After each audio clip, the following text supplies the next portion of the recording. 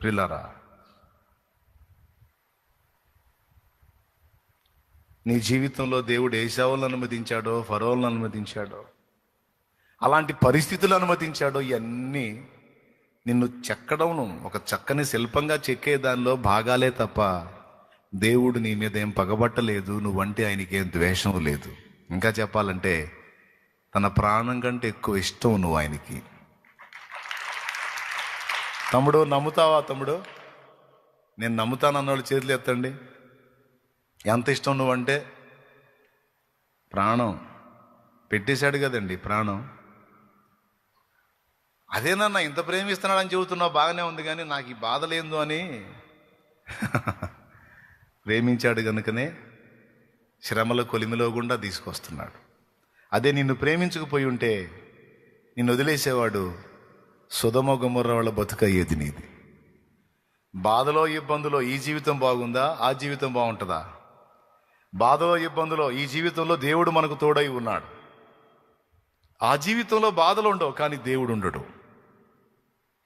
కావాలన్నాడు చేతులు ఎత్తండి. దేవుడే కావాలి, రైట్. మరి దేవుడు కావాలంటే ఈ బాధల జీవితంలో ఉంటాడు. ఎందుకంటే ఆయన మరి ఊరుకోడు. కొంతమంది కొడుకులు వేరుపడతాం అంటారు. ఎందుకు? తండ్రితో ఉంటే ప్రతిదానికి చెబుతుంటాడు, నచ్చదు. తల్లితో ఉంటే ప్రతిదానికి చెబుతుంటది, నచ్చదు. అందుకే వాడేమనుకుంటాడు, వాడి భార్య ఏదన్నా చేయని అన్నీ వీళ్ళకి చెప్పుకోవాల్సి వస్తుంది. ఇది ఒక దరిద్రం అయిపోయింది, తలపోటు అయిపోయింది. మనం వేరైపోదాం. అప్పుడు మనకి ఏ ఆంక్షలు ఉండవు, ఏ అదుపాజ్ఞలు ఉండవు, ఏ గొడవ ఉండదు, ఏ దరిద్రం ఉండదు. అనే కదా వేరైపోతారు. అట్లాగే దేవుడితో కూడిన జీవితం తండ్రితో కూడినటువంటి జీవితంగా ఉంటుంది. నాన్నకు నోరాగదు. ఈడే చెప్పిన, రే అబ్బాయి మంచిది కాదు వదిలేగు అంటాడు. ఈడు ఏ అడుగైపోయిన అబ్బాయి ఆలోచించరా అంటుంటాడు. అట్లాగే దేవుడు కూడా మనల్ని ప్రేమిస్తాడు గనక ఎట్టబడితే అట్ట బానీయుడు, ఓ పద్ధతి ప్రకారం తీసుకెళ్తాడు. అది అది అది దేవునితో కూడిన ప్రయాణం. స్తోత్రం. కాస్త కష్టాలైనా, కొద్ది కాలం కడగళ్ళైనా దేవునితో కూడిన జీవితమే ఆశీర్వాదకరం.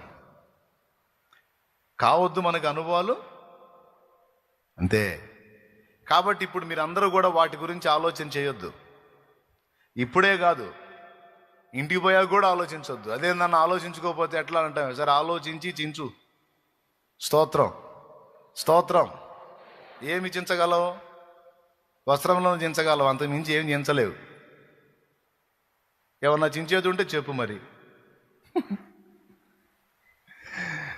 అదేదో దేవుని ముందు కూర్చో, దేవుని పాదాలు పట్టుకో. నీకు అర్థం కాని పక్షంలో ఆయన్నే నీ మనసులో ఒక మెరుపు లాంటి ఆలోచన పుట్టిస్తాడు.